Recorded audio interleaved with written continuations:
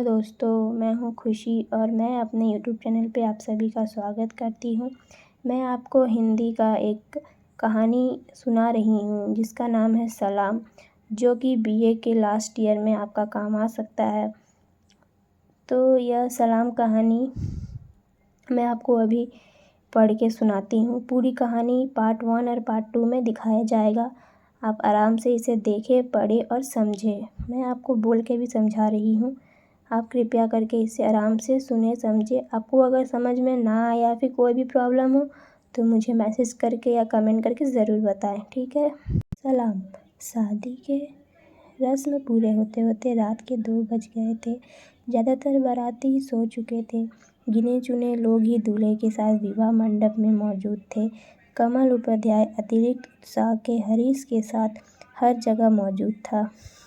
घर परिवार के सदस्य की तरह सारी व्यवस्था कमल उपाध्याय की देखरेख में संपन्न हो रही थी। हरीश और कमल के संबंध ही कुछ ऐसे फेरों से लौटकर वे बरामदे में ऐसी जगह तलाश रहे थे जहां थोड़ी देर पीठ टिकाकर पांव सीधे किए जा सके। छोटे से बरामदे में एक साथ इतने सारे लोग गुड़मुड़ होकर सोए थे, कहीं ऐसा जगह नहीं बची थी कि खुलकर लेटा जा सके। बारात ठहरने के लिए स्कूल का बरामदा ही मिल पाया था। प्रधान जी ने स्कूल खोल देने की हामी तो भर दी थी, लेकिन ऐन वक्त पर हेडमास्टर कहीं रिश्तेदार में चले गए थे। काफ़ी भागदौड़ के बाद भी चाबी नहीं मिली थी। आखिर हारकर बारात को बरामदे में ही ठहराना पड़ा था। स्कूल में जो हैंडपंप था, एक रात पहले किसी ने उसका हत्था और वाल्व भी खोल लिए थे। पीने के पानी का और कोई इंतजाम वहाँ नहीं था। बड़ी मुश्किल से 2 मिट्टी के घड़े ही मिल पाए थे। रोशनी के नाम पर सिर्फ अंधेरा ही था। सड़क के लैंपपोस्ट की हल्की पीली रोशनी बरामदे तक आकर अंधेरे में तब्दील हो गई थी। हरीश ने दूल्हेपन के भार को उतारकर दीवार के सहारे पीठ टिका दी।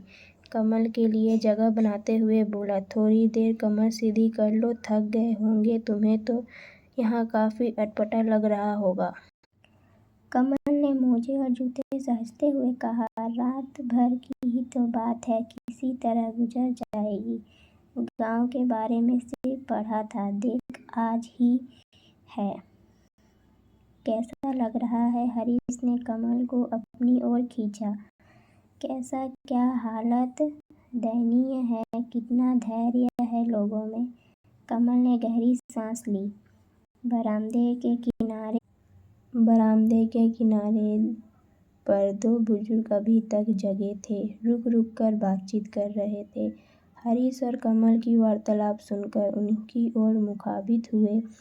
उनमें से एक बोला, बेटे हरीश, तुम्हारा यह दोस्त पहली बार गांव आया है क्या?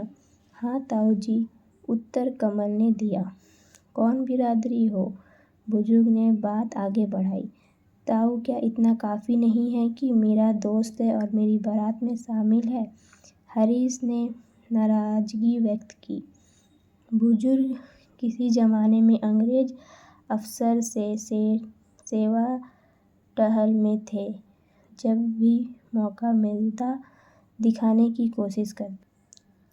मैंने कोई इंसल्ट बात की है क्या जो बुरा मान गए? बुजुर्ग चुप हो गया। ताऊ जी, आपकी बात का बुरा क्या मानना है? ब्राह्मण हूँ और कुछ पूछना हो तो पूछिए। कमल ने विनम्रता दिखाई। बुजुर्ग ने कोई प्रत्युत्तर नहीं दिया। सो जाओ कमल, सुबह होने में अब ज़्यादा देर नहीं है। हरीश ने बात बदलने की कोशिश की। कमल सोने का प्रयास करने लगा। कुछ देर की खामोशी के बाद बोला, हरीश सो गए? सुबह क्या होगा? हरीश की आंखों में नींद भरी हुई थी। अलसाए स्वर में बोला, सुबह क्या? हरीश, सुबह जल्दी उठने की आदत है मेरी।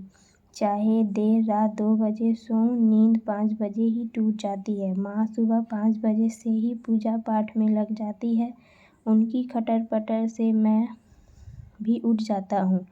बरसों से ऐसा ही चल रहा है। माँ सुबह सुबह चाय बनाकर मेरे हाथ में थमा देती है और तो ऐसी आदत पड़ गई है कि यदि 6 बजे तक चाय ना मिले तो सिर भारी होने लगता है। कमल ने अपनी तकलीफ सुनाई। यह सुबह सुबह 6 बजे चाय कहाँ मिलेगी? हरीश ने असमर्थता जताई। बुजुर्ग ने थोड़ा सुलगा ली थी जो अंधेरे में चमक पैदा कर रही थी। कमल ने बोले बाबूजी, गांव के बाहर एक दुकान तो है, आप सुबह जाकर देख लेना, शायद मिल जाए। आपने देखी है दुकान? कितनी दूर है? कमल ने उत्सुकता दिखाई। पास ही है, शाम को मैंने वहीं से बीड़ी का बंडल खरीदा था। सामने जो गली है उससे सीधे चलते जाना, गली खत्म होते ही सड़क है, वहीं पर एक दुकान है, बुजुर्ग ने बताया। सुबह उठते ही कमल चाय की तलाश में निकल पड़ा। गली लगभग सुनसान थी। इक्का दुक्का लोग अजीब सी भुक्कल मारे आ जा रहे थे। रात वाली चहल पहल नहीं दिखाई पड़ रही थी। खड़जे पर फिसलन थी। नालियों में बहते पानी से बचते बचते वह गली के मुहाने पर एक खुली और रेतीली जगह पर आ गया। सामने ही सड़क के पार एक छप्परनुमा दुकान थी जिसमें एक किनारे पर भट्टी बनी थी। भट्टी के साथ ही एक चबूतरा भी था जिस पर लकड़ी के खोखे में पानी, बीड़ी, जर्दा, तंबाकू की थैलियाँ रखी थी। साथ ही 2-3 बदरंग से डिब्बे रखे थे।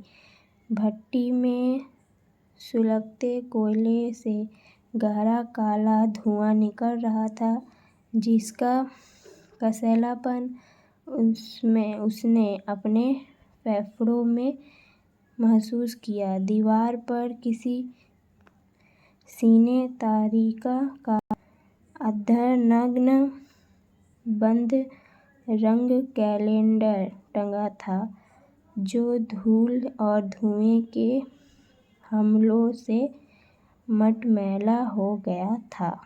भट्टी के पास ही एल्युमिनियम की एक बड़ी सी केतली रखी थी जिसका रंग स्याह काला पड़ गया था। कुछ कांच के मटमैले गिलास, कप, प्लेट और शीशे के एक जार में कुछ बिस्कुट पड़े थे। भगोना बाहर से काला और भीतर से भूरा मटमैला दिखाई पड़ रहा था। आसपास मक्खियों के झुंड भिनभिना रहे थे। चबूतरे पर ही एक जर्ज सा बूढ़ा आदमी मैले टिकट कपड़ों में उकड़ बैठा बीड़ी पी रहा था।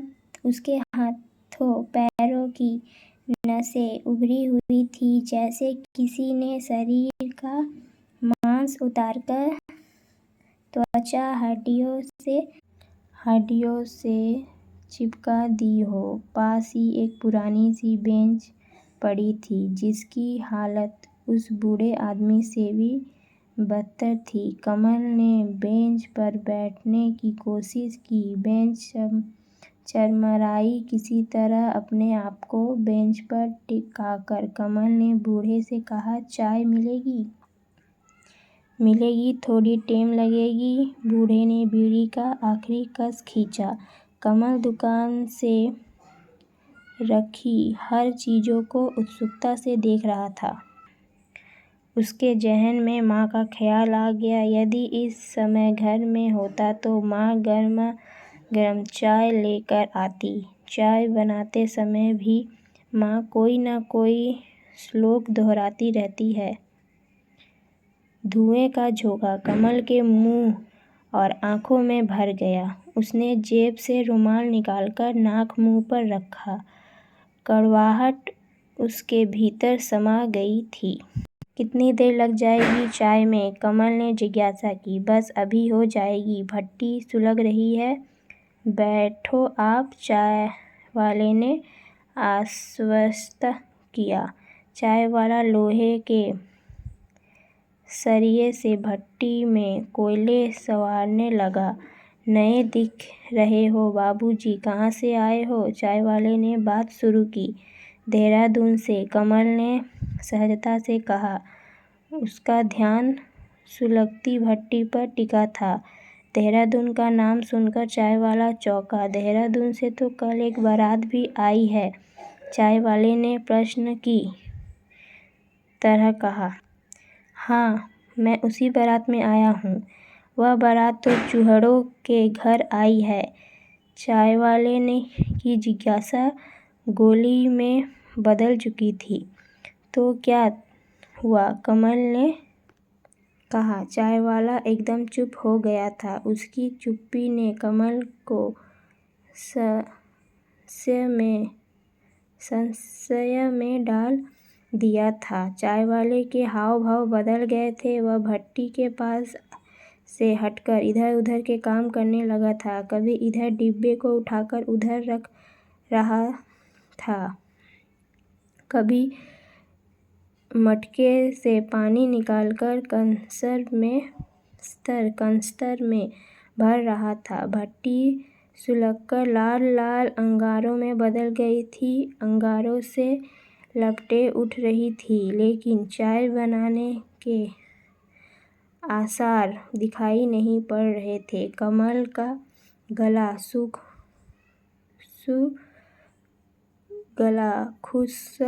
खुश्क होने लगा था। भट्टी तो धक गई थी। एक कप चाय बना दीजिए, कमल ने शालीनता से कहा।